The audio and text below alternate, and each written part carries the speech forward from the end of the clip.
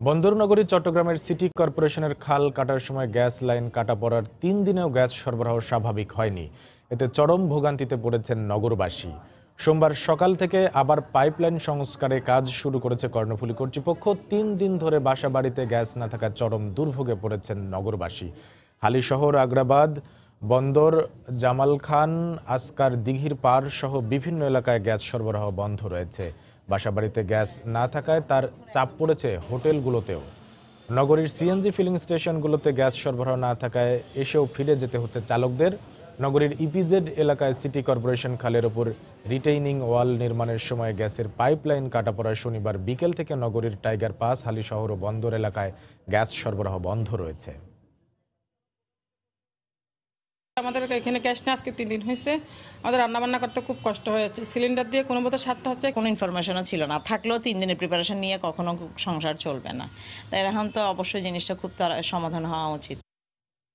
বন্দরনগরী চট্টগ্রামের সিটি কর্পোরেশনের খাল কাটার সময় গ্যাস লাইন কাটা পড়ার 3 দিনেও গ্যাস সরবরাহ স্বাভাবিক হয়নি। এতে চরম ভোগান্তিতে পড়েছেন নগরবাসী। এই মুহূর্তে নগরীর দক্ষিণ হালি শহরে আছেন রিপোর্টার পার্থ প্রতিম বিশ্বাস। সরাসরি চলে যাচ্ছি তার কাছে। পার্থ। ধন্যবাদ সবুজ।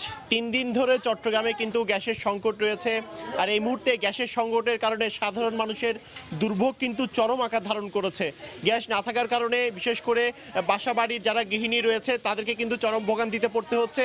আসলে বাসাবাড়ির যারা গৃহিণী রয়েছে তারা বলছে অন্য সব কিছু না থাকলেও চলা যায়, কিন্তু গ্যাস না থাকলে তাদেরকে চরম ভোগান্তিতে পড়তে হয়। আপনারা এখন দেখতে পাচ্ছেন গ্যাস না থাকার কারণে এই যে এখন বাসার নিচে অনেকটা বাধ্য হয়েই লাকড়ির চুলার মধ্যে বা ইট দিয়ে তাদের রান্নার ব্যবস্থা করতে হচ্ছে। আপনারা দেখতে পাচ্ছেন সেক্ষেত্রে এখানে যারা রান্না করছে তারা এখানে বিভিন্ন ভবনের বাসিন্দা। আমরা গত 3 দিন ধরে যে বিষয়টি দেখছি, গ্যাস না থাকার কারণে তাদেরকে চরম দুর্ভোগে পড়তে হয়েছে। এক্ষেত্রে তাদের এই যে রান্নার বিষয়টুকু এবং ঘরের যে খাবার দাবারের বিষয়টুকু, সে বিষয়টুকু করার জন্য বাধ্য হয়ে তাদের অনেকটা নিচে এসে এই লাকড়ির চুলার ব্যবস্থা করার মাধ্যমে এই রান্নার ব্যবস্থাটুকু করতে হচ্ছে।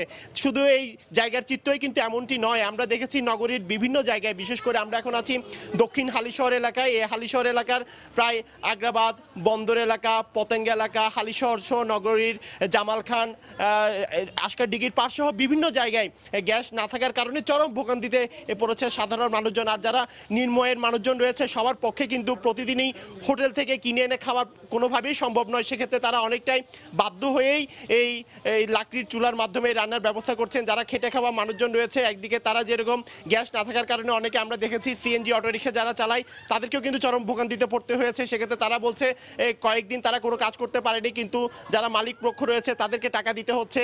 এই ক্ষেত্রে অনেকে বাসার বাজারও করতে পারেনি গ্যাস না পাওয়ার কারণে, যেহেতু তারা গাড়ি চালাতে পারেনি। সেক্ষেত্রে তাদের চরম ভোগান্তিতে পড়তে হয়েছে। আর প্রতিদিনই কিন্তু হোটেল থেকে কোনোভাবেই কিনে এনে খাওয়া তাদের পক্ষে সম্ভব নয়। এই কারণে আমরা দেখেছি আমি এখন আছি দক্ষিণ হালিশহর এলাকায়। এই এলাকার মানুষজন যেরকম আপনারা দেখছেন বিল্ডিং ভবনের নিচে তারা রান্না করছে, জীবন যাপনের চেষ্টা করছেন কষ্ট করে হলেও।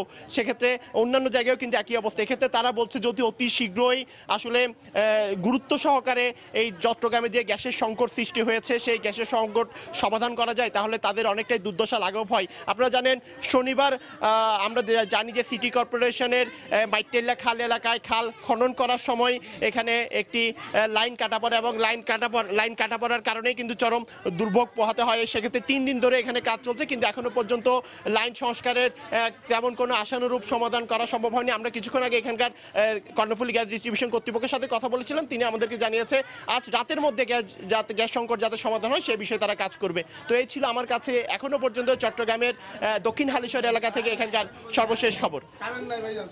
গ্যাস লাইন কাটা পড়ার 3 দিনেও গ্যাস সরবরাহ স্বাভাবিক হয়নি চট্টগ্রাম সিটি কর্পোরেশনের অনেক এলাকায়। সেই খবর জানাচ্ছিলেন রিপোর্টার পার্থ প্রতিম বিশ্বাস।